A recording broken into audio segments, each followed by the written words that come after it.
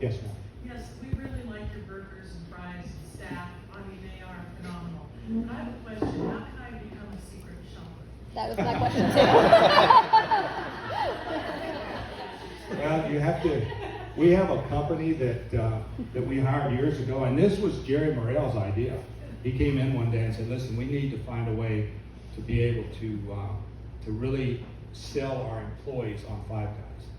And he came up with this idea of the secret shopper, and we went out and researched, found a company, Tektronix, that do all of that, and they have people, and they hire all these people that go out.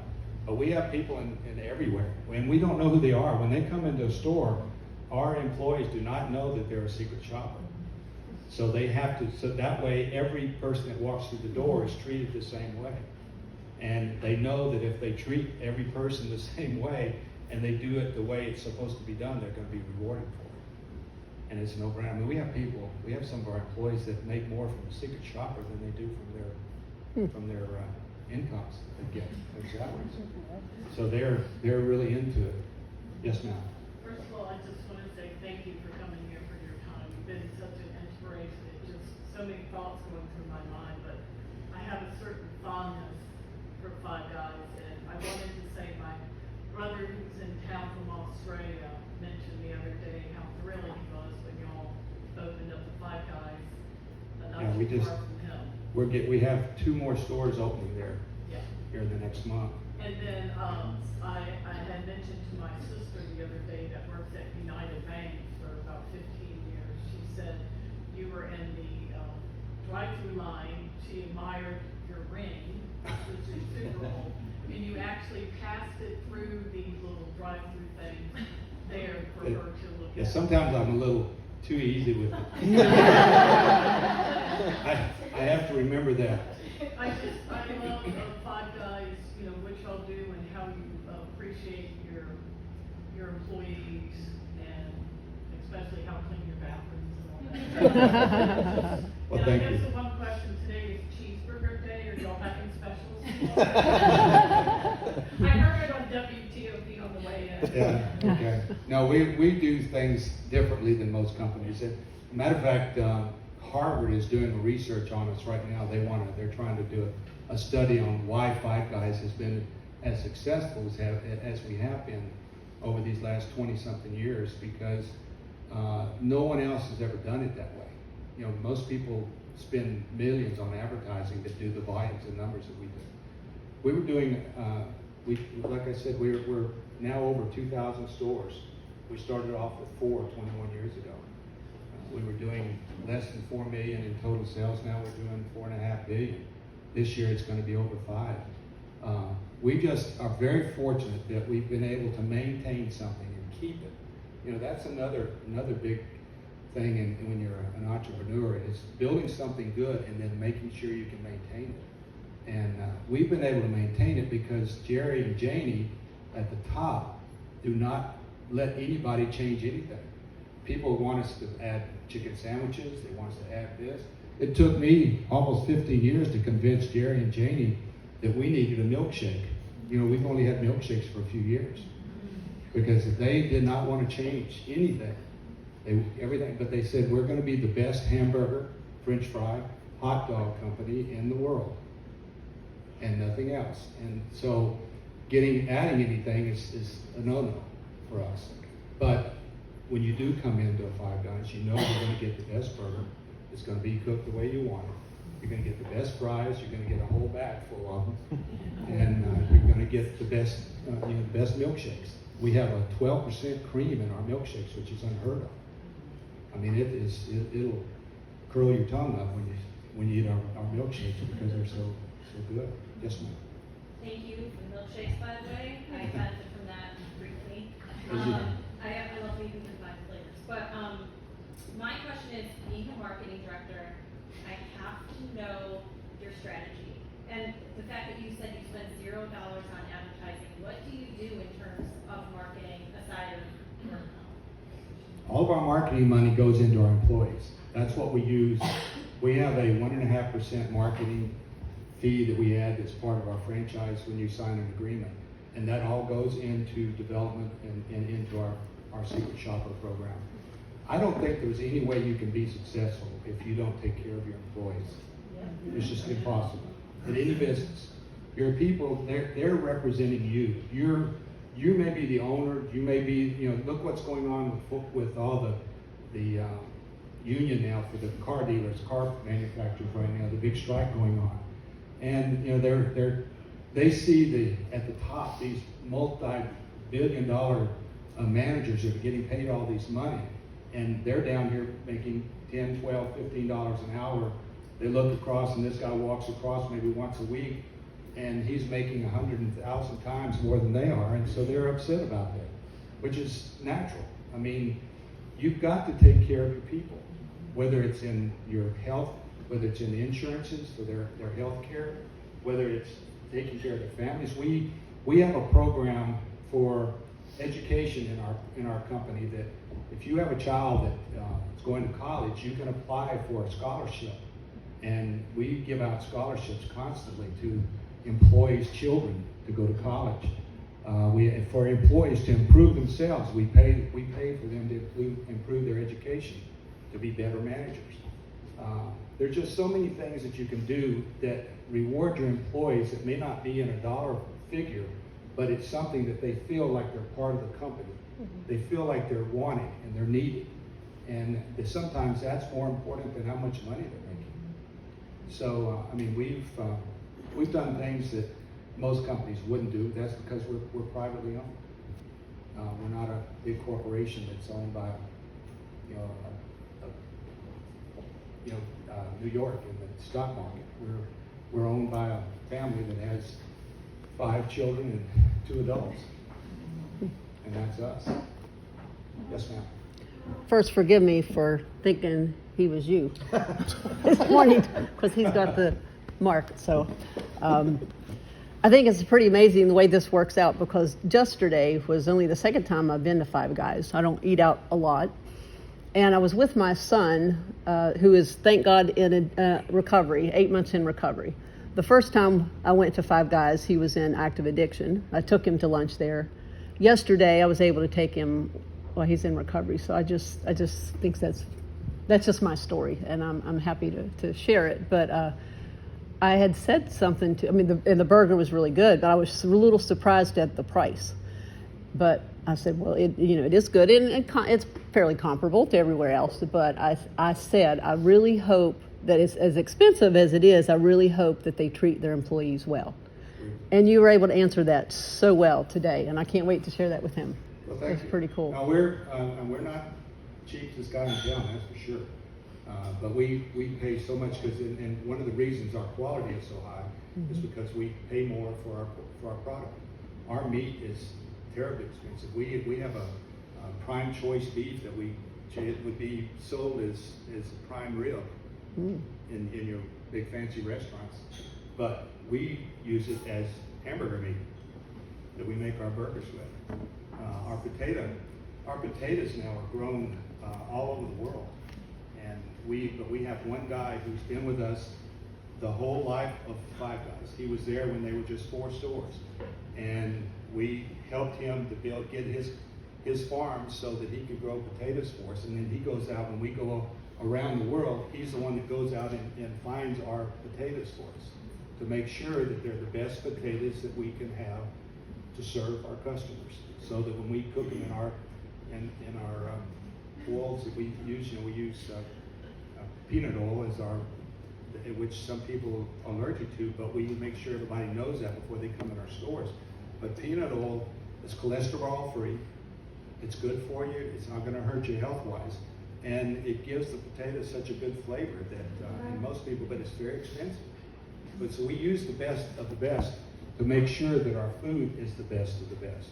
And yes, it's going to be paid. You're going to have to pay a little bit more, but that's part of in any business. You have to make those decisions and those judgments. Who do I want to be? What do I want to be? In our business, we want to be the best, and to be the best, it costs a little more sometimes. Yes, ma'am. Can I just continue on with the potato thing?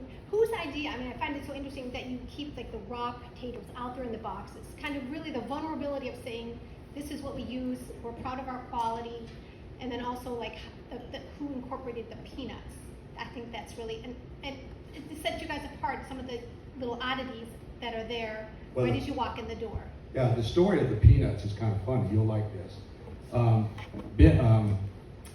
The oldest son, when they were Jim Morrell, when they were first starting with Five Guys, they had a little store off of Glebe Road. It was behind a 7-Eleven. And their dad said, if we can make this work behind a 7-Eleven where you have to know it's there to come to it, we can be successful anywhere. And when people would come in, you know, all of our cooking is done out in front. I mean, our kitchen is out where you watch everything being cooked and how we're handling stuff, the food. And then, Jim was very nervous all the time because his dad, everybody's always looking at me cooking the meat. They're cooking at everything. And so Jerry said, well, maybe there's something we can do to keep them busy while you're cooking their meal. And so he said, maybe if we give them free peanuts, they'll get the peanuts and they'll go to the table and eat peanuts. And they won't stand around the front watching you cook, and so you won't be nervous. And that's how the peanuts came in. And then it became a huge item for us that people loved that idea.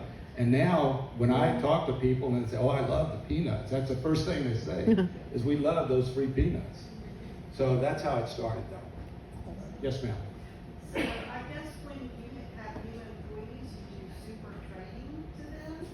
Yes, we have a complete training department for our employees, and then we also have it online. We have we have a program, a website that our employees go to, and they have to go on that regularly to retrain. Every month they have to go on for, I think it takes an hour, but they go through the training of how everything is prepared, because no one in our organization is just a cook. You know, they're not just a meat person, they're not just a fry person, but they can do anything in the store. And we did that for a reason, is because we didn't want to be stuck with just having to find cooks or find, you know, this one person doing this or one person doing that. And now, so all of our people are trained. But we have a big room. We just moved our offices. Actually, we have one huge room where we have people in there every day being trained. And before they can become a franchisee, the owners have to go through that same training. So there's a huge training process, and it's an ongoing training that we do to make sure that they're good. Even through the pandemic here, we were able to keep our employees. We didn't even take the PPP gift that the government was giving out, because we just didn't want people to think that we couldn't make it without it. And so we didn't take it, and it was over $50 million that they offered to give us, and we didn't take it.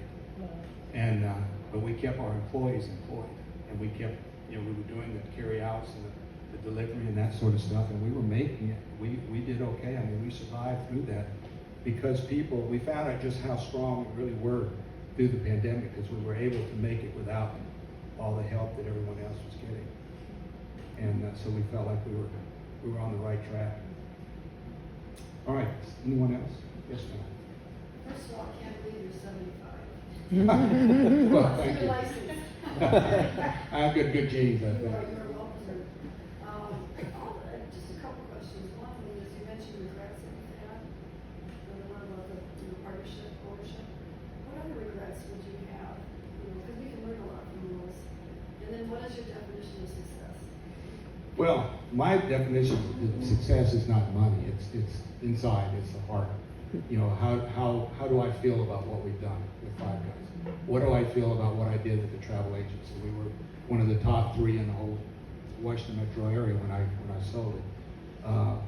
That's, to me, success is the people and how they feel about the corporation. And that's what's so good about Five Guys and Jerry and Janie and the boys.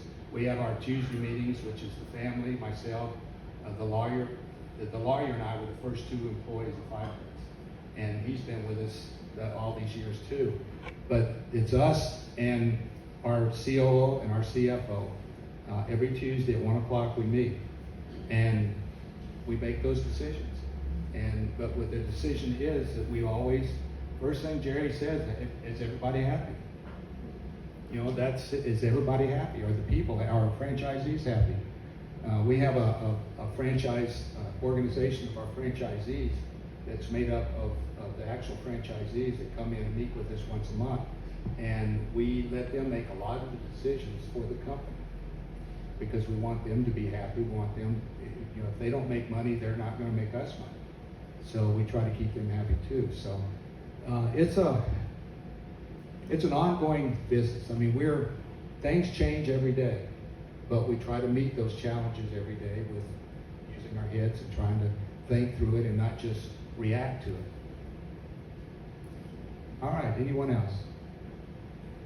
Yes, ma'am. I know you mentioned Jesus earlier. Is Five Guys a faith-based business? Yes, ma'am. And We are. so how does that play Well- into how you do things? 'Cause it sounds like there's a lot of God things that move through that wouldn't have happened, you know, like him coming in. It just sounded very, very God to move forward in it. Well, the Morel family are not a family that are going to tell everybody that they've got to believe in one thing or another. I mean, we've got stores all over the world now, so we have almost every faith in the world as employees. So we don't try to push anything on anybody, but believe me, the Morel, Janie and Jerry are very fine Christians. They have such good hearts. I mean, they are more concerned about their employees than they are about themselves. They will put themselves out before they put the employees out. I mean, that's just the way they are. And that doesn't come from not having a faith. For me, I'm a Christian, and I tell the world I've worn this cross my whole life. And I do it. I don't go out and try to preach to everybody, but I wear it so that people know that I'm a Christian, and I try to be an example by the way I live. And I hope that is what God wants me to do. I think that's why I'm here. So that's about as good an answer as I can give, I guess, to that. I don't want to make anybody feel uncomfortable, but thank you. Anybody else? Yes, ma'am.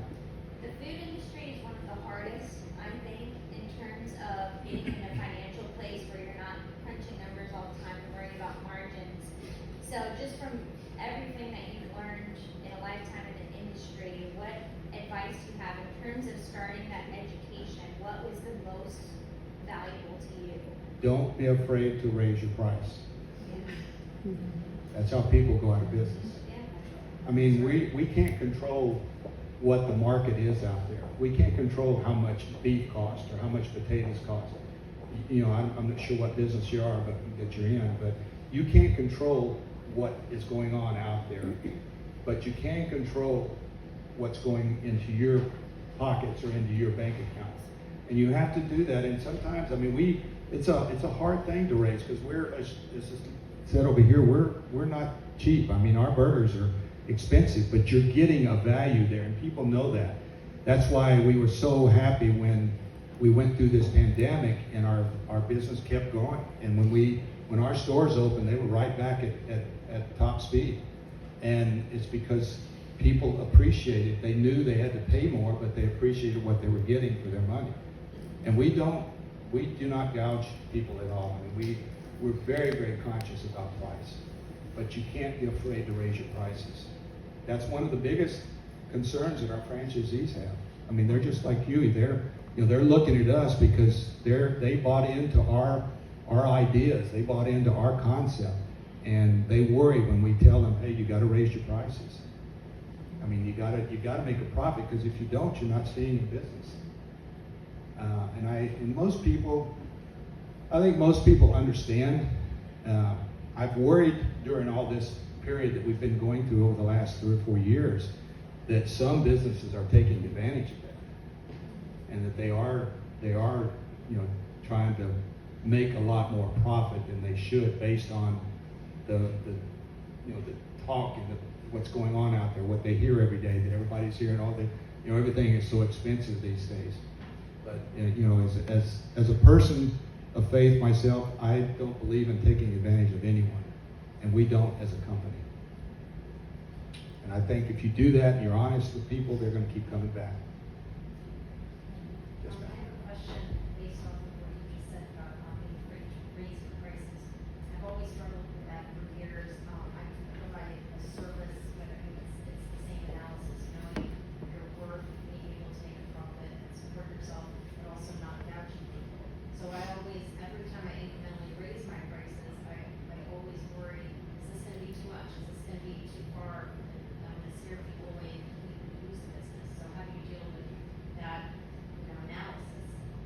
Well, really, it's going to be. There's really no way to be sure how people are going to take anything, especially prices.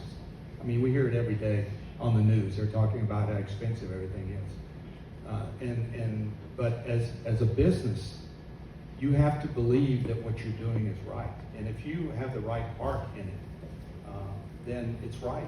I mean, you have to do it. You either survive or you don't. If you don't do the pricing correctly, it's gonna cost you. You want to help people. You know, we give millions of dollars away to charities and stuff every year. We do all kinds of stuff, but we do it quietly. When people don't even hear about it, because that's the morals. They do not want people to know when they give money, and they give out a lot of money to people and to organizations. But as far as a company, as far as you as a company and your pricing, it's something that you're going to have to just play with and know that you're doing the right thing for your company. Your employees, if you go out of business, don't have a job. You know, those people that you're serving do not have you to go to receive whatever service that is that you're giving them if you go out of business. So it's a must thing, and it's probably the hardest thing that business has to do, is to be able to determine what is fair and what's not. But you have to do it. All right. Carol, I don't see any more hands. Do you? Thank you. Well,